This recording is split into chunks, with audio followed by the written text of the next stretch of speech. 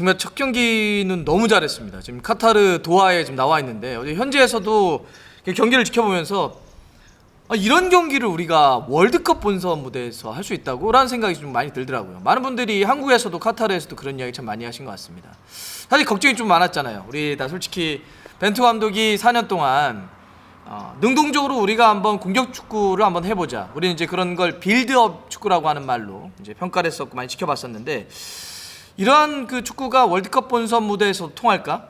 아시아 지역 예선에서 우리가 만났던 상대들보다는 분명히 강한 상대들, 이번에 우리가 맞서 싸우는 팀들도 우루과이, 가나, 포르투갈이기 때문에 이런 쟁쟁한 팀, 쟁쟁한 선수들을 상대로 해서도 우리가 공격을 끌어간다고? 우리가 경기를 지배한다고? 이런 축구가 가능할까? 였는데 첫 경기에 문을 딱 열었는데 정말 그 축구가 됐습니다. 결과는 0대 0이었지만 우리 한국 축구가 월드컵 도전을 시작했던 게 1954년 스위스 월드컵이었습니다. 당시만 하더라도 당시 최강이었던 헝가리라든지 아니면 터키에게 엄청난 골을 내주면서 우리가 한 골도 넣지 못하고 무너졌었죠. 1986년도에 다시 우리가 멕시코 월드컵부터 시작돼서 지금 연속 진출하고 있는데, 사실 2002년 월드컵, 우리 안방에서 열렸던 월드컵을 빼면 굉장히 그 수단의 역사였고 어려운 역사였죠. 실제로 우리가 그 숱한 10번이나 넘는 월드컵 본선을 진출하는 과정에서 2002년을 포함을 해서요, 공식적으로 우리가 월드컵 무대에서 이겼던 경기는 단 6번밖에 없습니다. 정말 그 오랜 세월을 우리가 월드컵에 싸워왔지만 6번밖에 되지 않아요. 그 얘기는 뭐냐면 아직까지는 우리가 월드컵 본선 무대에서는 도전자의 위치에 있었다는 거죠. 그런데 그러니까 우리가 이번 준비하면서 그런 거였잖아요. 좋아, 그래, 우리가 볼을 지배하면서 빌드업도 많이 하고 경기를 끌어간다라고 하는 아이디어, 생각, 취지는 좋지만 이게 진짜 되겠어라는 거였는데, 우리가 첫 경기를 딱 열었는데 이게 되니까 정말 놀라운 거죠. 오히려 우루과이 선수들이 막 당황하고 우리가 볼을 계속 주도하고 황인범 선수를 중심으로 해서 허리에서, 또 뒤에서는 김민재, 김영권 선수가 계속 풀어놔주고, 이번에 뒤에 애슬레틱 같은 경우는 김진우 선수를 극찬하기도 했었는데, 우리의 당초에 좀 풀백들의 부상 여파라든지 고민이 있었는데 풀백들이 김문환 선수도 너무 잘해주잖아요. 사실 양쪽에 그 우루과이의 누네스라든지 파쿤도라든지 아니면 수아레스 선수들이 거의 웬만한 그 자기 역할을 하지 못하는 그 정도로 우리 수비도 잘해주고, 특히 무엇보다 허리 쪽에서 너무 플레이를 잘했는데 전체적으로 우리가 이런 축구를 할 수 있다고? 라고 하는 게 좀 보여졌던 것 같아요. 제가 히트맵을 하나 보여드릴게요. 사실 어떤 말보다도 이 히트맵을 하나 딱 보면 우리가 경기를 너무 잘했고 완전히 지배했다라고 하는 걸 알 수가 있습니다. 자, 이 히트맵을 한번 보시죠. 그러면 우리는 정말 아름답죠, 패스맵이. 이 패스맵인데 우리가 패스를 어떻게 한번 전개했는지 한번 보시죠. 우리는 골키퍼부터 역시 김승규부터 출발돼서 수비 라인, 미들, 공격 쪽까지 나상호 선수 위치 한번 보시죠. 상당히 위쪽으로 올라가서 나상호 선수까지도 모든 11명의 필드 플레이어들과 골키퍼가 전부 다 패스를 돌리는 이런 축구를 했다는 거죠. 이러니까 우리가 경기를 보면서도 이렇게 잘한다고? 이런 축구를 할 수 있다고? 라고 하는 게 이런 패스맵을 통해서도 나타나는 거고, 오히려 반면에 우루과이 한번 보세요. 이걸 뭐라고 해야 될까요? 정말 정리가 하나도 안 돼 있고, 우루과이가 굉장히 고전했다라고 하는 걸 알 수 있죠. 물론 우루과이가 골대를 맞춘 장면이 있었습니다. 2번 있었죠. 근데 그걸 한번 보세요. 어떤 장면이냐면, 사실 세트피스에서 머리로 때려넣는 거, 이거는 어쩔 수가 없어요. 개인 능력들이나 순간적인 어떤 집중력이니까. 사실 그런 사이에서 공중볼은 5대5 승부가 되는 거죠. 또 발베르데도 마찬가지. 발베르데 중거리 아닙니까? 발베르데는 그 중거리 슈팅의 폼만 넣고 보자면 현재 그 전 세계 미드필더 통틀어서 최고의 선수인데, 그렇게 개인의 능력으로 한번 때려넣었던 거지, 경기의 전체적인 어떤 풀어나가는 걸 놓고 보자면 이런 패스맵을 보더라도 우리가 훨씬 더 잘했다. 그리고 무엇보다 핵심은 이런 축구가 우리가 가능하다고? 라인을 끌어올리고, 라인도 보세요. 얼마나 우리가 지금 끌어올리는 경기를 했는지. 그리고 경기를 주도하는 그 황의조 선수의 그 장면이 굉장히 아쉽긴 하죠. 그 기회에서 왔을 때 넣지 못했던 장면 아쉽긴 하지만, 근데 그걸 저렇게 한번 생각해 보세요. 이런 과정이 어떻게 만들어진 것인지. 이렇게 우리가 경기를 주도하면서 라인을 올리고 계속 볼을 전개했기 때문에 사실 굉장히 아름다운 과정을 통해서 컷백이 들어갔고 슈팅을 때렸다는 거지. 이런 과정을 놓고 보면 우리가 월드컵 본선에서 이런 축구를 했다라고 하는 것, 이건 정말 대단한 겁니다. 그 기성용 선수가 대표팀을 은퇴할 때, 지금 현역에서 뛰고 있지만 그런 이야기를 했어요. 자기가 아쉬운 건 없대요. A매치도 정말 많이 뛰어봤고 월드컵도 다 뛰어봤고 프로로서도 유럽 무대에 그렇게 많은 경험을 해봤고 지금도 현역으로 뛰고 있고, 그래서 대표팀을 은퇴할 때 아 그래 내가 정말 많은 걸 받았고 자기는 많은 걸 누렸어. 나 그리고 헌신해봤어. 그러니까 아쉬움이 없었는데 딱 하나 아쉬움이 남는 게 있다고 그러더라고요. 그게 뭐였냐면 우리에게는 이제 손흥민이 있고 이강인이 있고 김민재가 있고 이렇게 유럽에서 뛰는 지금 유럽 우리가 빅4 리그라고 하는 잉글랜드, 스페인, 이탈리아 그다음에 독일까지 유럽 4대 리그에 뛰는 주전들이 온전히 포함되어 있는 역대 최초의 월드컵입니다. 그럼 이제 기성용 선수의 이야기는 뭐였냐면 이러한 멤버들이 있는데 왜 언제나 우리가 뒤에 물러나서 속공하고 역습하고 왜 언제나 이런 축구만을 해야 되냐.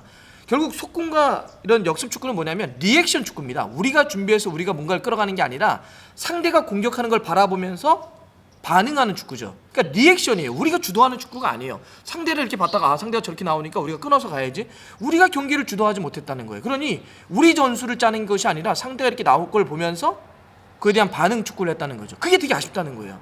왜 우리에게도 손흥민이 있고 이강인이 있고 김민재가 있고 또 우리 K리그에서 뛰는 이런 좋은 선수들이 있는데 왜 우리는 언제나 숨어서 도전자 입장으로만 또 그게 너무나 당연시되는 이런 축구를 해야 되느냐. 한 번은 우리가 우리 축구 한번 준비해서 우리 축구라고 하는 게 우리 전술을 한번 준비해서 해봐야 되는 것 아니냐 이런 얘기를 했었는데 이게 지금 우리 눈앞에 펼쳐진 겁니다. 지금 그 굉장히 많은 반응들이 나오고 있어요. 그 한번 여러분들 찾아보세요. 그동안 월드컵에 나섰던 선수들 아니면 축구계에 있는 지금 많은 사람들이 어제 경기를 내용적으로 그렇게 감탄하는 거잖아요. 와 우리가 진짜 월드컵 본선에서 이런 게 돼? 이런 걸 했다고? 앞으로도 할 수 있다고 벤투 감독이? 이게 놀라운 포인트거든요. 여러분들 이번에 월드컵 그 카타르 월드컵에 나타나는 전술적 트렌드를 한번 보세요. 지난번에 한번 말씀드렸지만 물러나면 죽습니다. 물러나서 이렇게 숨어있다가 역습 치려고 하면 다 무너지고 있어요. 대표적인 게 이란이 무너진 거 아닙니까? 케이로스 감독은 내려서 가지고 뒷방 치는 그러니까 숨어있다가 역습하는 걸 계속 해왔다는 감독이란 말이죠. 잉글랜드에 어떻게 무너져요? 요즘 축구가 왜 그러냐면 전방 압박을 상당히 강하게 하잖아요. 빌드업을 많이 하고. 근데 물러나면 전방 압박을 하니까 여기서 끊어가지고 계속 골라버리는 거예요. 상대 골문 앞에서 볼 뺏어가지고 계속 넣어버리는 거죠. 그러니까 물러나면 안 되는 거예요. 요즘 축구가. 그래서 이번에 피파 기술위원회에서 그 얘기 했잖아요. 물러나면 죽는다. 그리고 전방 압박을 했을 때 중요한 트렌드는 탈압박을 하고 탈압박 한 볼을 얼마나 전방으로 빨리 전개하느냐. 이게 이번 카타르 월드컵을 보는 전술적인 포인트가 될 것이라고 했는데 자 벤투 감독이 진짜 전술적인 트렌드를 잘 읽었습니다. 4년 동안 사실 엄청난 비판 욕도 많이 먹었고요 사실. 그런데 이거를 정말 자기의 우리 어떨 때는 뭐 고집이라고 얘기했고 어쩔 때는 자기의 어떤 이거 줏대라고 얘기했고 원칙 이런 걸 고수하면서 4년을 밀고 왔는데 인정할 건 좀 인정을 해야 되지 않을까 좀 생각해보면 저를 포함해서 마찬가지입니다. 야 이거를 벤투 감독이 해냈구나. 물론 끝난 게 아닙니다 여러분. 우리는 이제 가나가 있고요 포르투갈이 있습니다. 제가 어제 포르투갈과 가나도 이제 현장 가서 중계를 했는데 개개인들 잘해요. 좋은 선수들 많습니다. 예를 들면 가나 같은 경우도 우리 두 번째 상대인데 이나키 윌리엄스 같은 친구들 폭발력이 있죠. 쿠두스 잘하더라고요. 개인 능력들이 있고 안드레 아이유는 원래 여기 중동 왔다 살이 좀 쪘다고 하는데 월드컵 때 살을 좀 뺐더라고요. 굉장히 컨디션이 좋고 포르투갈도 멤버들 좋잖아요. 개개인들이 참 브루노 페르난데스, 베실바, 네베스 뭐 약간 나이 들었다고 하더라도 앞쪽에 있는 또 좋은 선수들도 있고 그러니까 그런데 약점은 다 있어요. 포르투갈도 앞쪽에 어쨌든 공격의 파괴력 이런 것들은 가나가 너무 하다가 흔들리다가 무너진 게 있고 그래서 공격의 파괴력이 좀 아쉬운 장면이 좀 있습니다. 그리고 가나는 제가 전술적 트렌드가 좀 빗나가 있어요. 조금 내려가서 역습을 치는 형태거든요. 그래서 우리하고 상성은 좋아요. 우리는 빌드업을 하면 가나가 올라오지 않으면 우리가 볼을 주도하면서 가나도 끌어갈 수가 있습니다. 자 그렇기 때문에 이 두 경기 결과를 다 보고 어쨌든 현실적으로는 최종 결과가 이 축구를 또 평가하게 되잖아요. 그러니까 물론 지금 많은 팬들이 그런 얘기를 하고 있어요. 이 축구를 우리가 이렇게 경기를 아름답고 주도하고 끌어갈 수 있는 축구를 할 수 있다면 설령 우리가 원하는 그 이상의 단계를 올라가지 못하더라도 이건 박수받기 충분하다. 벤투 감독은 평가받아야 된다고 얘기하지만 그래도 이 평가가 온전히 받기 위해서는 우리가 조별리그를 통과해서 16강을 가야 되겠죠. 그러기 위해서는 가나와 포르투갈 경기를 잘 치러야 되는데 여하튼 우리가 첫 경기를 통해서 볼 수 있었던 건 일단 인정할 건 인정하자. 그리고 그동안 좀 미안한 측면도 있었다. 이렇게 얘기를 하고 싶습니다. 진짜. 여러분들 그 프랑스의 굉장히 권위지인 르몽드지라고 아십니까? 프랑스에서 되게 유명한 거죠. 그 르몽드지가 98 프랑스 월드컵 끝나고 나서 당시 우승을 이끌었던 프랑스 대표팀의 에메 자케 감독에게 칼럼을 통해서 공식 사과했던 거 혹시 기억하시는 분들 계실 겁니다. 그 이야기는 뭐였냐면 사실 에메 자케 감독이 프랑스 월드컵 자국에서 열리는 월드컵이었잖아요. 준비하는 과정에서 에릭 칸토나라든지 이렇게 엄청난 네임드들을 빼버립니다. 그 주력에서 빼고 뭐 티에리 앙리라든지 당시에는 좀 어린 선수들로 팀을 꾸리죠. 그러니까 르몽드지를 포함을 해서 프랑스 언론들이 다 비판을 해요. 정말 엄청난 비판이었습니다. 그냥 폭격을 가합니다. 미쳤다. 에메 자케 미쳤다. 아니 어떻게 이런 엄청난 선수들을 다 빼고 아이들을 가지고 뭘 하려고 하는 거냐. 만약에 프랑스 우리나라에서 월드컵 열리는데 망하면 에메 자케 네가 다 책임져라 이래가지고 엄청난 대회 직전까지 어마어마하게 비판을 가요. 근데 우승을 하죠. 그랬더니 르몽드지가 쿨하게 인정하면서 일면에 사과를 씁니다. 사과 칼럼을 써요. 에메 자케가 맞았다. 우리가 틀렸다. 인정하고 사과한다라는 것입니다. 그 굉장히 그 미디어라든지 축구 쪽에 유명한 일이거든요. 저는 저도 만들겠습니다. 네. 저는 진짜 어제 그 이강인 선수 교체 투입하는 거 보면서 진짜 쳤어요. 진짜 무릎을 쳤습니다. 야, 이 벤투 감독 진짜 장난 아닌 사람이네. 뭐 그걸 갖고 트릭을 써서가 아니라 전 그런 의미가 아니에요. 경기를 어저께 우리가 주도하면서 끌어가잖아요. 그러니까 야 이거 잡을 수 있다는 생각까지도 하는 거야. 나상호 어제 진짜 잘해. 나상호한테도 진짜 우리 언제 한번 그 얘기를 해야 됩니다. 진짜 미안하다고 얘기를 해야 돼요. 나상호 선수가 갖고 있는 그 수비적인 헌신, 그다음에 그 수비적으로 끊었을 때 올라가는 어제 그 아까 패스맵이라든지 이런 걸로 위치를 보더라도 그 높은 위치에서 수비도 하고 올라가서 막 계속 볼을 잡아내잖아요. 그러니까 여하튼 그런데 이강인 선수를 나상호 선수 대신 넣으면서 자 우리 이제는 잡아보자라고 또 경기를 하잖아요. 이 사람 뭐지? 이걸 다 계산했다고?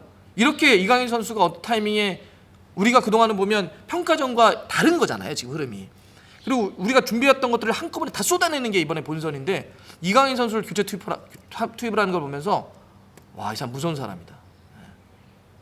자, 그래서 정말 이미 저는 사과를 드리겠습니다. 전 이 우루과이 경기를 그렇게 본 것만 하더라도 진짜 행복했고 너무 좋았습니다. 저희도 여기 카타르에서 보면서 막 소리를 계속 질렀어요. 이게 돼? 미친 거 아니야?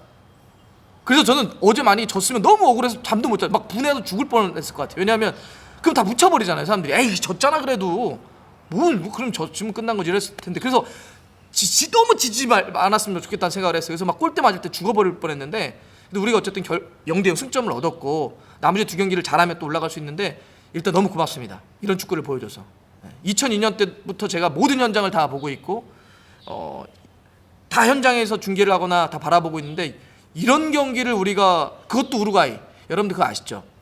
우리가 월드컵 통틀어서 6승을 했다라고 했는데 남미 팀을 이겨본 적이 한 번도 없어요.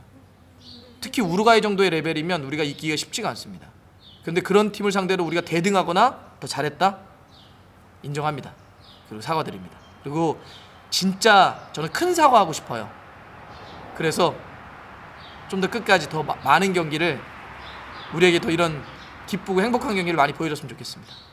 벤투한테 소고기 삽니까? 벤투 소고기 좋아해?